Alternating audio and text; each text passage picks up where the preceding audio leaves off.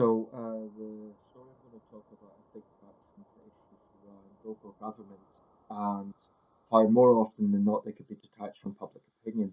I'm going to get straight into the report. I'm going to read it out. Then, as always, share my thoughts on this because I think the council has misstepped in this situation. It's from the Evening Standard via Yahoo News, and the report is by Anthony France, dated the 18th of March 2024. Popular Greenwich Chippy told to remove Union flag mural by council. Customers have come out in support of an award-winning fish and chip shop ordered by a council to remove a Union flag mural put up without planning permission.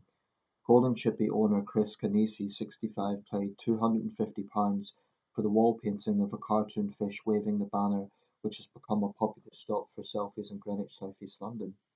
The Royal Borough of Greenwich said it received a number of complaints about unauthorised advert, in a conservation area.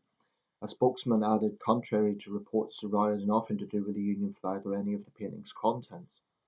Mr. Canisi said, they also said people have been complaining, but I don't believe that. Everyone who's talked to me say they love it. His business was rated London's best restaurant in 2016 by TripAdvisor. A 3,000 signature petition is calling for a council U-turn. Lewisham College worker Steve Cooper, 60, who has lived in the area for 20 years, told Mail Online the mural makes the area a much brighter place, adding, I think it's lovely.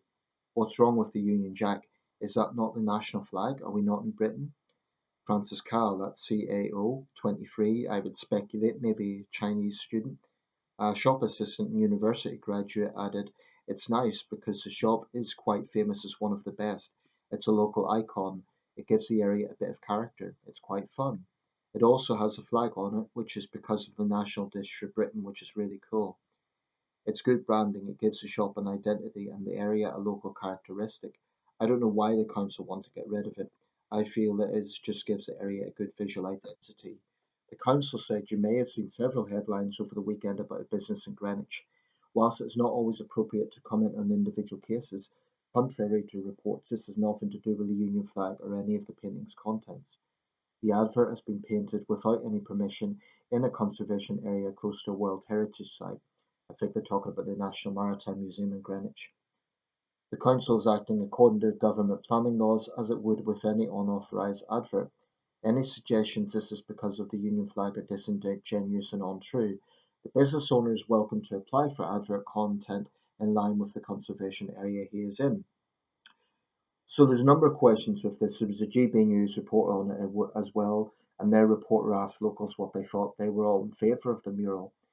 The complaints. Who's complaining? I mean, they say there's been a couple of complaints.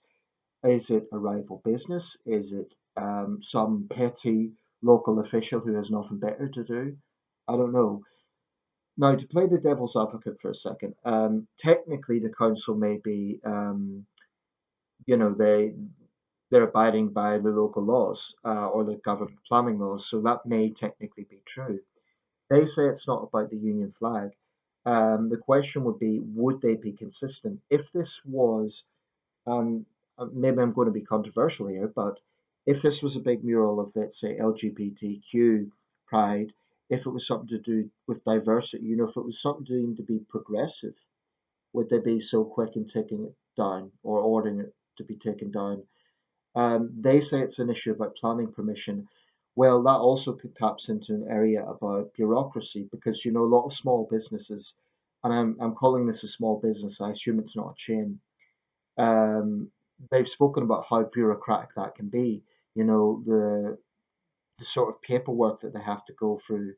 Um, I think even if the council is technically in the right here, I think they're losing the PR campaign by coming down so hard line on it.